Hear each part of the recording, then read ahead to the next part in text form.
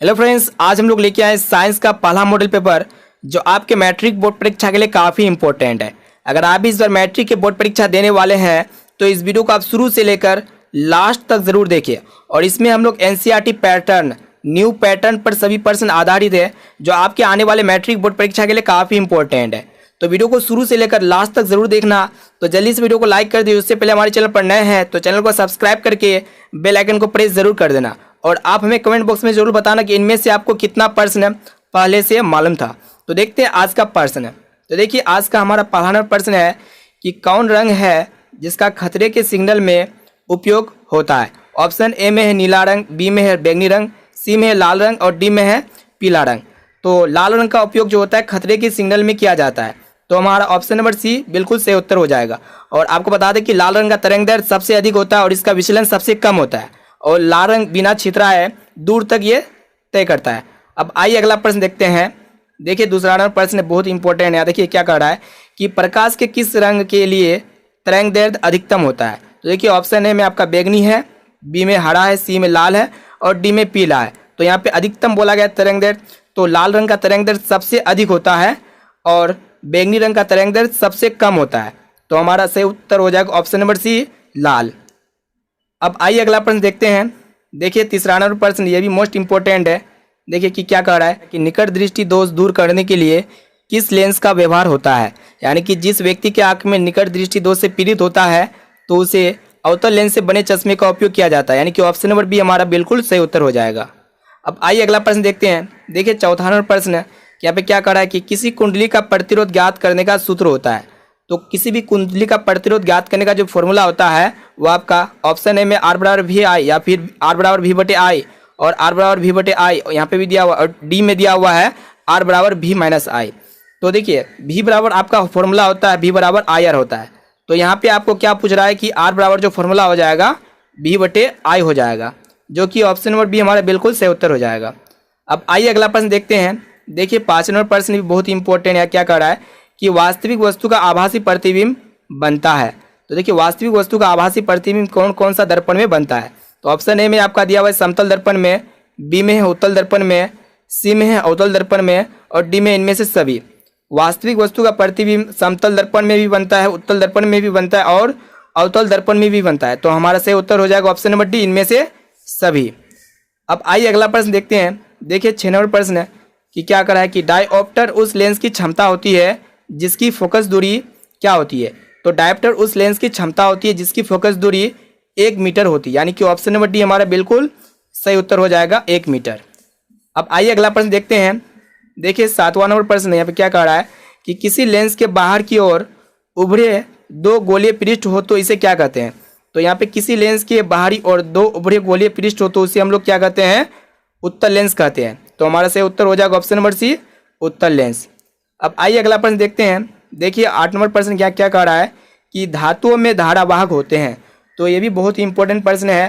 तो देखिए option A में आपका दिया हुआ है प्रोटॉन, बी में है मुक्त इलेक्ट्रॉन और सी में है कोड इलेक्ट्रॉन, डी में इनमें से कोई नहीं। तो धातुओं में धारावाहक क्या होते हैं, उसमें फ्री इलेक्ट्रॉन होते हैं यानी कि मुक्त इलेक्ट्रॉन। ऑप्शन नंबर बी हमारा सही उत्तर हो जाएगा। देखिए 9वां नंबर प्रश्न क्या कह रहा है कि परिपथ में विद्युत धारा की माप किससे की जाती है। परिपथ जो होता है सर्किट होता है उसमें इलेक्ट्रिक करंट की माप किससे की जाती है। तो परिपथ में इलेक्ट्रिक करंट की माप जो की जाती है आपका ए मीटर से की जाती है। कहीं कहीं पे आपको देखने को मिलेगा अमीटर, ठीक है, ए मीटर या अमीटर दोनों सेम होता है। तो हमारा सही उत्तर हो जाएगा ऑप्शन नंबर बी, ए मीटर। अब आइए अगला प्रश्न देखते हैं। देखिए 10वां नंबर प्रश्न बहुत इंपॉर्टेंट है। क्या कह रहा है कि विद्युत फ्यूज विद्युत धारा के किस प्रभाव पर कार्य करता है। देखिए ऑप्शन ए में आपका उसमें है, बी में चुंबकीय, सी में रासायनिक और डी में है कोई नहीं।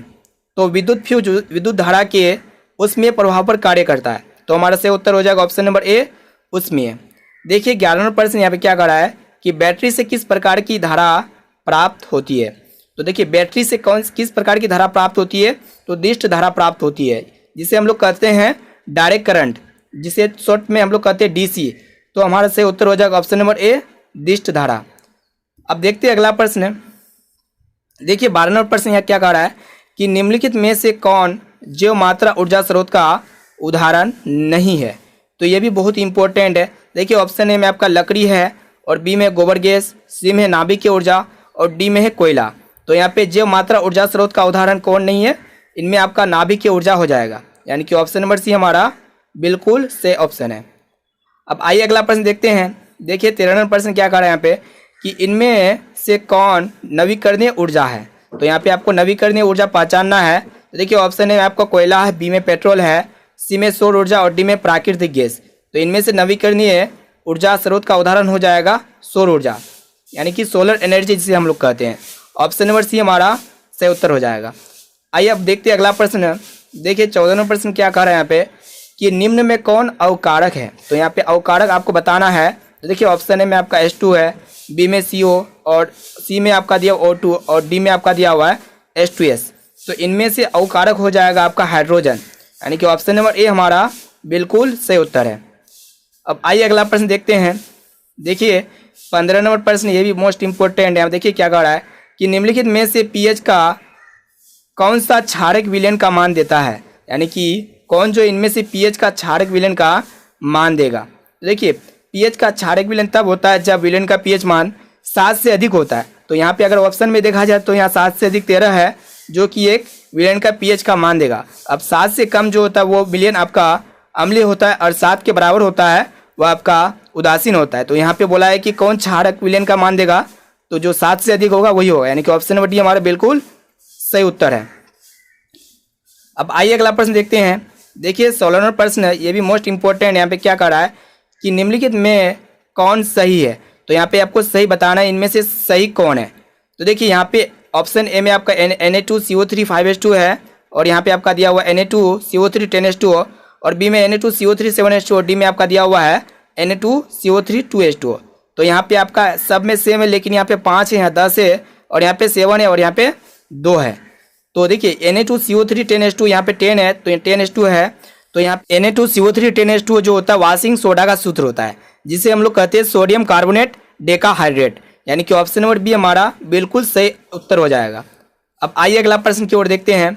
देखिए 17वां नंबर प्रश्न बहुत ही इंपॉर्टेंट है। देखिए यहाँ पे क्या करा है कि लिटमस रंजक बैंगनी रंग का होता है जो निकाला जाता है।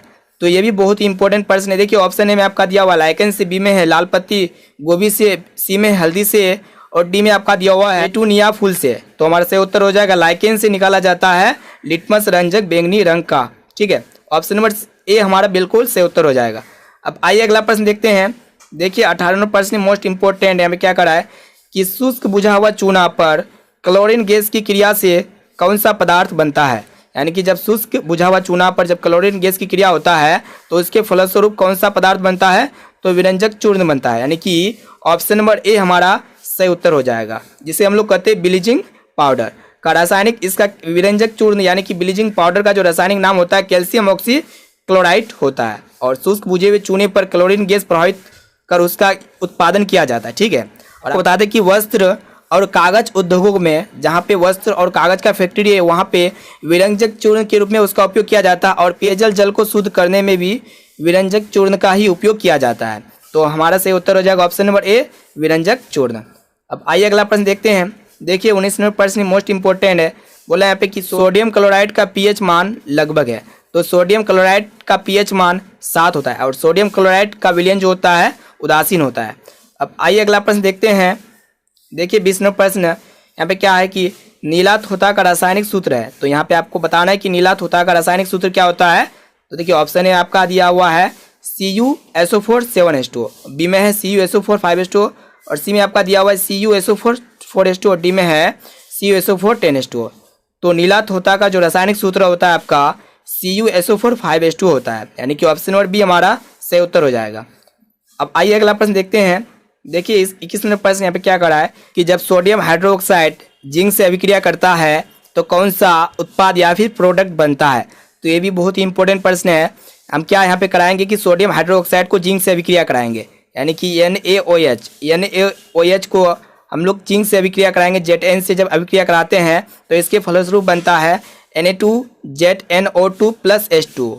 तो हमारा ऑप्शन नंबर डी सही उत्तर हो जाएगा H2O। ठीक है, अब आइए अगला प्रश्न देखते हैं। देखिए 22 नंबर प्रश्न है। यहाँ पे क्या करा है कि पीतल है। तो यहाँ पे पीतल एक प्रकार का क्या होता है, मिश्र धातु होता है और पीतल में Zn और Cu का मिश्र धातु होता है, यानी कि पीतल जो होता है Zn प्लस Cu का मिश्र धातु से बनता है। ऑप्शन नंबर सी हमारा बिल्कुल सही उत्तर हो जाएगा। अब देखिए 23वें प्रश्न यहाँ पे क्या करा है कि ब्रोमीन अधातु की अवस्था होती है, यानी कि ब्रोमीन जो है ये अधातु है, ये कौन सा अवस्था में होता है। देखिए ऑप्शन ए में आपका ठोस है, बी में है गैस और सी में है द्रव और डी में है कोई नहीं। तो ब्रोमीन अधातु जो है ये एक लिक्विड होता है, यानी कि द्रव अवस्था में पाया जाता है। तो हमारा ऑप्शन नंबर सी से उत्तर हो जाएगा द्रव। अब आइए अगला प्रश्न की ओर देखते हैं। देखिए 24वें प्रश्न यहाँ पे क्या कर रहा है कि खाद्य पदार्थ के डिब्बे पर जिंक के बजाय टीन का लेप होता है क्योंकि, यानी कि जो खाद्य पदार्थ का डब्बा होता है उसमें जिंक के बजाय टीन का लेप होता है क्योंकि टीन के अपेक्षा जिंक महंगा होता है। नहीं, क्या टीन की अपेक्षा जिंक का गलनांक अधिक है? क्या यहाँ पे ऑप्शन नंबर सी दिया हुआ है, क्या टीन की अपेक्षा जिंक अधिक अभिक्रियाशील है? ऑप्शन डी में है टीन की अपेक्षा जिंक कम अभिक्रियाशील है, क्योंकि टीन की अपेक्षा जिंक अधिक अभिक्रियाशील है, यानी कि ऑप्शन नंबर सी हमारा बिल्कुल सही उत्तर हो जाएगा।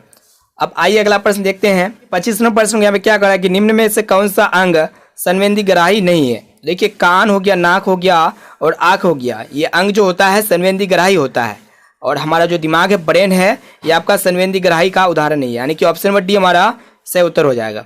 अब आइए अगला प्रश्न देखते हैं। देखिए हमारे जो 26वें प्रश्न यहाँ पे क्या करा है कि समांतर क्रम में संयोजित प्रतिरोधों की संख्या घटने के उपरांत संयोजित प्रतिरोधों की कुल प्रतिरोध क्या होता है। देखिए बढ़ता है या फिर घटता है या फिर अपरिवर्तित रहता है या फिर इनमें से कोई नहीं। तो यहाँ पे क्या कह रहा है कि समांतर क्रम में जब संयोजित प्रतिरोधों की कुल संख्या को घटने के उपरांत संयोजित प्रतिरोधों की कुल प्रतिरोध क्या होता है, बढ़ता है, यानी कि ऑप्शन नंबर ए हमारा सही उत्तर हो जाएगा, बढ़ता है। अब आइए अगला प्रश्न देखते हैं। देखिए यहाँ पे 27वां प्रश्न क्या कह रहा है कि समजात अंगों का उदाहरण है। तो समजात अंग क्या होता है, जो उत्पत्ति तथा संरचना में समान होते हैं, तो उसको हम लोग कहते हैं समजात अंग, लेकिन कार्य में वो भिन्न हो सकता है। ठीक है, तो देखिए ऑप्शन ए में आपका दिया हुआ है हमारा हाथ और कुत्ते के अग्रपाद, यानी कि हमारा हाथ और कुत्ते के अग्रपाद, कुत्ते का आगे वाला पाद जो होता है वो आपका समजात अंग का उदाहरण होता है, यानी कि ऑप्शन नंबर ए हमारा बिल्कुल सही उत्तर हो जाएगा। इसके अलावा हो सकता है पक्षी के पंख तथा घोड़े के अग्रपाद। तो यहाँ पे पूछा गया कि हमारा हाथ और कुत्ते के अग्रपाद है, तो समजात अंग का उदाहरण होगा। अब आइए अगला प्रश्न देखते हैं। देखिए 28वां प्रश्न यहाँ पे क्या कर रहा है कि निम्न में से किस हाइड्रोकार्बन के 3 आबंध है। यहाँ पे आपको 3 आबंध पहचानना है कि हाइड्रोकार्बन के 3 आबंध कौन है। ऑप्शन ए में आपका CH4 है, ऑप्शन बी में C2H6 है, सी में C3H4 और डी में आपका दिया हुआ है C3H8।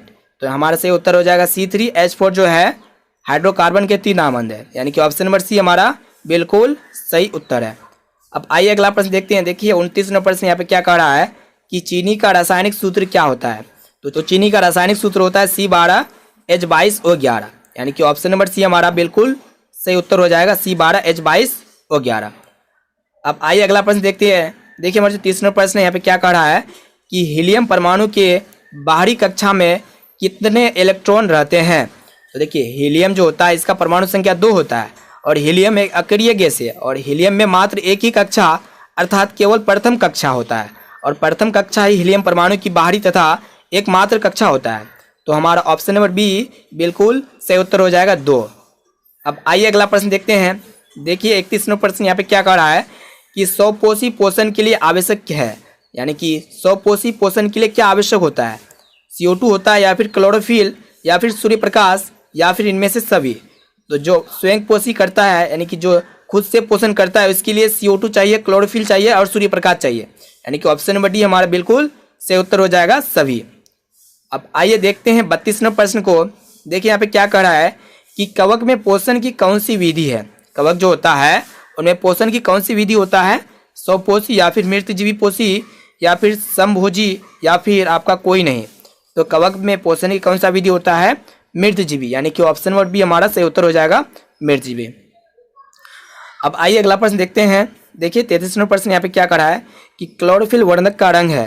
तो क्लोरोफिल वर्णक का रंग कैसा होता है, हरा होता है, यानी कि ऑप्शन नंबर ए हमारा बिल्कुल सही उत्तर है। अब देखते हैं 34वां प्रश्न को। देखिए 34वां प्रश्न यहाँ पे कह रहा है कि पायरुवेट के विखंडन से यह कार्बन डाइऑक्साइड जल तथा ऊर्जा देता है, यह क्रिया होती है। तो जब पायरुवेट के विखंडन से कार्बन डाइऑक्साइड जल तथा ऊर्जा देता है तो ये क्रिया किस में होता है, माइटोकॉन्ड्रिया में होता है, यानी कि ऑप्शन नंबर बी हमारा सही उत्तर हो जाएगा।